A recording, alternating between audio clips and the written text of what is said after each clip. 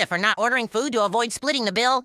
Everyone began putting in their orders. Most of them spent about $40. There were only about 6 people there. When it gets to Susan and Greg, they both order expensive dishes, around $200. When it was my turn to order, everyone looked at me, but I just pick up the menu and point to the $4 Miller Lite and sent the waiter away. Dan asked why I hadn't ordered anything, and all I said was that I lost my appetite. The other 2 friends got up as well to cancel their orders and just have drinks. After the main courses came out, I saw Susan and Greg picking at their food. The waiter then brings over the check. Greg then grabs the waiter and asks him to split the check 6 ways. I stand up and correct him, saying the check was to be split 3 ways. Greg looks at me confused and asks why, since we always split the bill. I reminded him that 3 of us had not eaten any food, so we would just be paying for our drinks. I slid a $10 towards the check, said goodbye everyone, and walked out. The next morning, I found my phone full of texts from Greg and Susan telling me I was an AH for not ordering any food and forcing them to pay more than they had accounted for. I honestly laughed because the steaks alone were more than what they had paid. But to each their own right.